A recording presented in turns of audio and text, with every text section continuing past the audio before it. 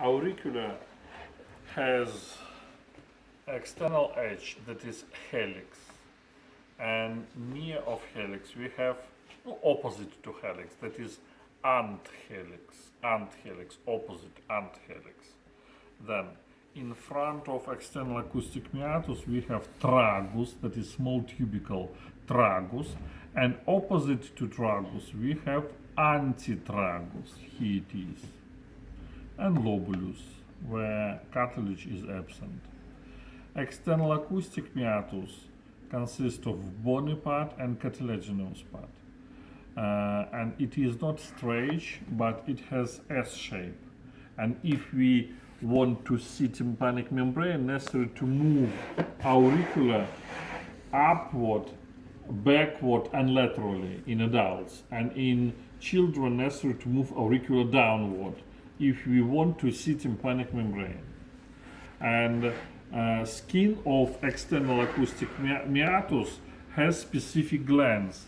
They produce ear wax, that is glandula ceruminosa, and secret of these glands has name cerumen.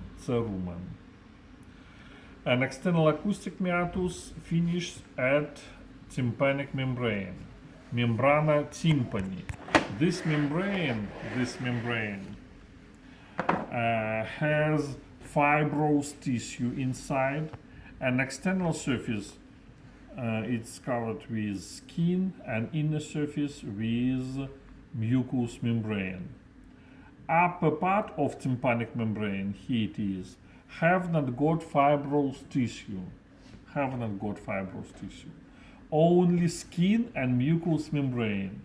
And this small place where fibrous tissue is absent has name pars flaccida. All another part where fibrous tissue we have, that is pars tensa. Fibrous tissue on peripheral side of tympanic membrane has radial direction, and in central part it has circular direction.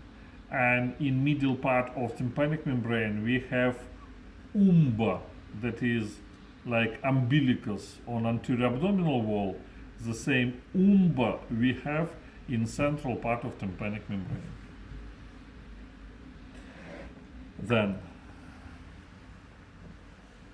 middle ear, that is tympanic cavity, cavum tympani. This cavitas has 6 walls. Lateral wall, that is tympanic membrane. That is why name of lateral wall is paries membranacea, because most part of this wall is tympanic membrane. Then middle wall, it separates middle ear from inner ear. And internal ear consists of labyrinths, bony and membranous labyrinths. That is why middle wall of tympanic cavity, that is paries labyrinthicus. Anterior wall. In front from anterior wall, what is this artery? Who can answer? Which artery pass through temporal bone? That is internal carotid artery. That is why anterior wall of tympanic cavity, that is paries caroticus. And this wall has opening. Here it is, opens what? Auditive tube, tuba auditiva. This auditive tube communicates middle ear with nasal part of pharynx, with nasopharynx.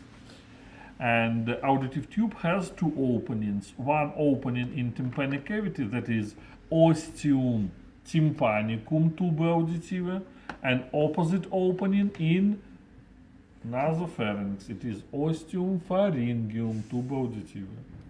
An auditive tube is the same, consists of cartilaginous part and bony part. Bony part in temporal bone, and cartilaginous part opens into pharynx, into nasal part of pharynx. Next wall. Oh, superior wall, superior wall, superior wall. That is roof of tympanic cavity. Who remember what is the name of roof in Latin? Tegmen tympani. And name of this wall is Paries tegmentalis. Paries tegmentalis. Inferior wall of tympanic cavity, that is Paries jugularis, because jugular foramen here it is, and jugular vein, you're right. And posterior wall, here it is, posterior wall, that is Paries mastoidus, because mastoid process is posteriorly from tympanic cavity. Paries mastoidus. And this Paries mastoidus has eminence, eminentia pyramidalis, and from this pyramidal eminence start muscle, that is musculus stapedius. Stapedius. 3 bones present in tympanic cavity.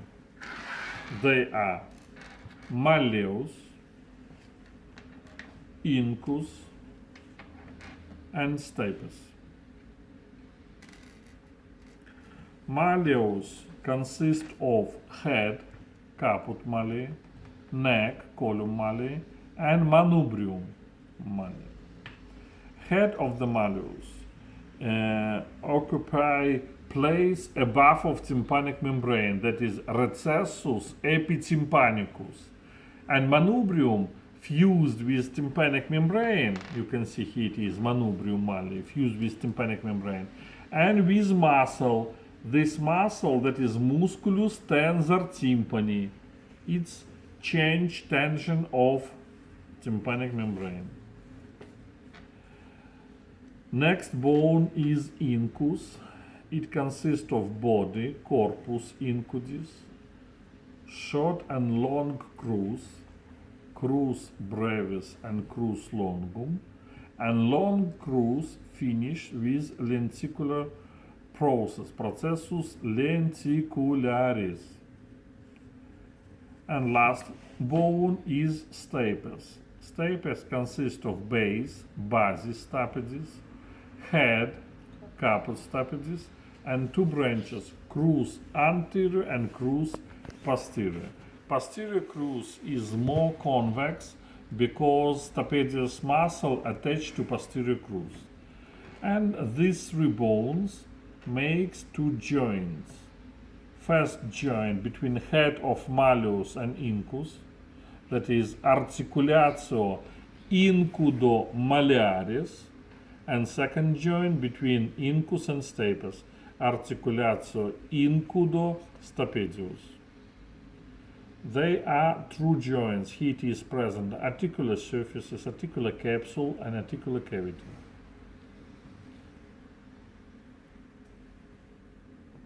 And that is all. Have you got any questions? External and middle ear next time.